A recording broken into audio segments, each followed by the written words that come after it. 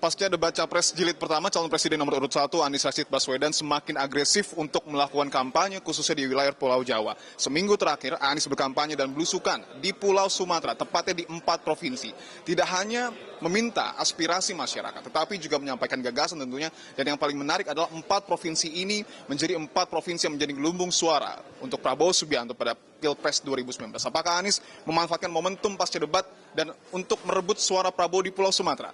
Kita akan tanyakan langsung kepada calon presiden nomor urut 1 Bapak Anies Rashid Baswedan. Pak Anies, sehat Pak? Alhamdulillah, baik. Waras.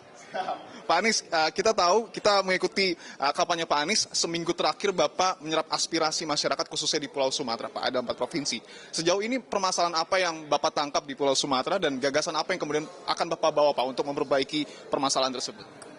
Terima kasih. Yang paling banyak diungkapkan adalah mahalnya kebutuhan pokok.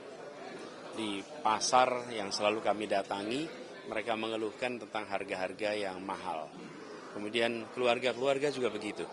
Jadi itu yang paling banyak kita temukan. Yang kedua adalah sulitnya lapangan pekerjaan. Begitu jumpa dengan anak-anak muda, dengan orang tua yang menceritakan tentang masalah di generasi mudanya, maka lapangan pekerjaan itu yang paling banyak. Lalu ketika sampai di daerah-daerah yang banyak kegiatan pertanian, maka pupuk menjadi paling tinggi.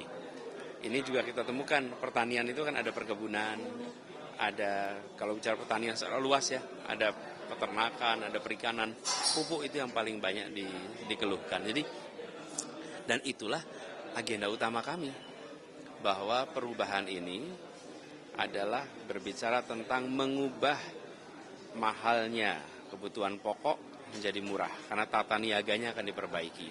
Kemudian juga dengan pupuk sama, kita berbicara di banyak tempat, kita akan lakukan perubahan dan kita berharap nantinya pasokan pupuk sesuai dengan kebutuhan. Jadi itulah aspirasi yang banyak disampaikan di sini. Selama berkampanye di Pulau Sumatera, mungkin itu aspirasi yang Bapak dapat ketika mengunjungi pasar ya Pak ya. Tapi Bapak juga bertemu dengan sejumlah tokoh agama, kemudian juga masyarakat pada umum yang ada keluhan-keluhan mungkin lain Pak, khususnya soal hukum mungkin atau pondok pesantren. Mereka banyak sekali membicarakan mengenai kesetaraan di mata hukum. Sesuatu yang kemarin dalam debat juga saya sampaikan, bahwa hukum itu harusnya tegak. Tapi dalam prakteknya kan terjadi sesuatu yang kita tidak inginkan. Tajam ke bawah, tumpul ke atas. Tumpul kepada siapa? Tumpul kepada yang punya akses pada kekuasaan. Tumpul pada mereka yang punya uang yang cukup, yang banyak. Jadi ini yang harus dikoreksi. Dan keinginan untuk itu rata di mana-mana.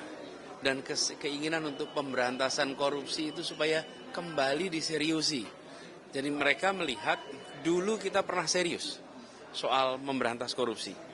Lalu mereka melihat akhir-akhir ini kenapa kita jadi kendor, kenapa kita jadi longgar, dan kesannya seperti kompromi pada korupsi. Dan itu bukan kata saya, itu adalah aspirasi yang muncul di lapangan. Bahkan tadi siang ada yang tanya tentang hak asasi manusia, anak SMA kelas 3. Jadi ini menggambarkan bahwa di masyarakat ada keinginan otentik. Ini betul-betul aspirasi, ingin agar wibawa hukum kembali tegak, keadilan dihadirkan, dan pemberantasan korupsi diseriusin lagi. Itulah yang banyak muncul. Dan saya tadi kan ada menyebut daerah-daerah yang kami datangi. Jadi begini, kalau kita lihat di pemilu 2019, pada waktu itu ada 2 opsi. Opsi melanjutkan dan opsi perubahan. Opsi melanjutkan tentu saja periode Pak Jokowi. Yang kedua itu opsi melanjutkan. Opsi yang kedua opsi perubahan. Nah karena yang mencalonkan hanya 2, maka pilihannya ya 2. Mau melanjutkan atau perubahan. Nah sekarang kami bawa nih gagasan ini. Jadi ini bukan basis orang, ini basis gagasan perubahan. Ini adalah tempat-tempat yang memang menginginkan perubahan, yang dulu belum dapat perubahan itu. Nah sekarang kami datang, kami sampaikan, kami akan melakukan perubahan dan agendanya 1, 2, 3, 4 di situ. Artinya Pak Anies ingin berbicara soal masyarakat Pulau Sumatera yang sejak dulu ini menginginkan adanya perubahan. Tapi kalau kita bicara data Pak, Riau, Aceh, kemudian juga Jambi dan Sumatera Selatan saat ini, kalau kita lihat di 2019, dari angkanya Pak, itu memenangkan Pak Prabowo. Bisa dikatakan tidak Pak, kalau Bapak memanfaatkan momentum setelah debat untuk kemudian menutup lumbung-lumbung itu dan meraih suara Pak Prabowo atau mereduksi sedikit? Kenapa setelah debat ya? Momentumnya kan baik sepertinya. Kami datangi semua wilayah sebenarnya, semua wilayah Indonesia. Dan besok kami akan ke Nusa Tenggara Barat, kemudian habis itu Kalimantan. Jadi sesungguhnya semua insya Allah akan kita datangi, semua akan kita jangkau. Dan ketika ke Sumatera Selatan juga seperti sekarang, dulu kami sudah ke Palembang. Sekarang ke kawasan lain di Sumatera Selatan, di Lubuk Linggau. Jadi keinginan kami memang menjangkau semua, mendengar semua. Bahkan ketika saya tadi tiba di Lubuk Linggau, mereka bilang pertama kali dalam sejarah di Lubuk Linggau ada calon presiden datang ke sini. Nah, kenapa kami mau menjangkau semua? Satu, menyerap, merasakan apa yang menjadi aspirasi mereka. Yang kedua, juga kita ingin menyampaikan gagasan perubahan itu. Artinya kalau misalnya ada kemiripan mungkin untuk mereduksi suara Pak Prabowo itu kebetulan ya Pak ya?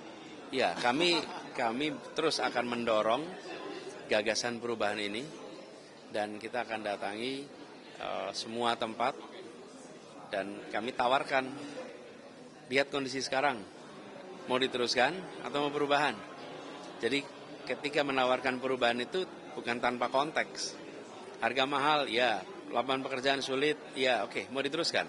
Penegakan hukum, mau diteruskan. Kalau tidak, berarti kita harus perubahan. Artinya Bapak ingin menekankan bahwa untuk di Pulau Sumatera sendiri Bapak optimis meraih suara yang cukup banyak karena juga TPD bilang 60% Pak. Kita berikhtiar. Nanti lihat hasilnya. Terakhir mungkin Pak Anies bisa dijabarkan sedikit setelah sebelum tahun baru mungkin dan setelahnya akan ke wilayah timur, mungkin Papua mungkin? Sudah ada jadwalnya semua. Nanti pada saatnya kita akan ke semua tempat. Cuman memang ketika menjalankan ini, Indonesia ini kan luas ya. Lebih efisien ketika kita bergerak dari satu daerah ke daerah lain yang berdekatan. Tapi kalau kita bergeraknya ke Ambon, Bengkulu, lalu Sulawesi Utara, lalu Jambi, wah itu secara perencanaan akan repot. Jadi kita bekerja efisien, nanti akan ada waktunya kita ke wilayah tengah, lalu ada waktunya kita ke timur, lalu ke Jawa dan lain-lain. Calon Presiden nomor urut 1, Bapak Anies Rashid Baswedan, terima kasih waktu untuk Kompas TV, Pak. Demikian tadi saudara pembicaraan kami dengan calon presiden nomor urut 1, Anies Rashid Baswedan, yang dapat dikatakan bahwa kampanye Anies di kota Lubuk Linggau ini menjadi kampanye penutup setidaknya di Pulau Sumatera, setidaknya sampai dengan akhir tahun. Karena nanti akan ada sejumlah kampanye lain yang dilakukan oleh capres nomor urut 1 ini di sejumlah wilayah, tidak hanya di Pulau Sumatera dan juga Pulau Jawa, tetapi juga di sejumlah wilayah lainnya. Menarik kita tunggu apakah kemudian momentum ataupun strategi ini dapat efektif mendulang suara untuk capres nomor urut 1, khususnya di Pulau Sumatera yang tadi saya katakan merupakan basis suara dari calon presiden nomor urut 2 Prabowo Subianto pada Pilpres 2019 kemarin. Di Pulau Nurbahagia, Adini Anissa, Kompas TV, Lubuk Linggau, Sumatera Selatan.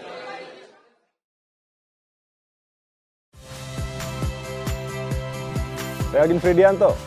Saksikan terus program-program Kompas TV melalui siaran digital, pay TV, dan media streaming lain. Kompas TV, independen, terpercaya.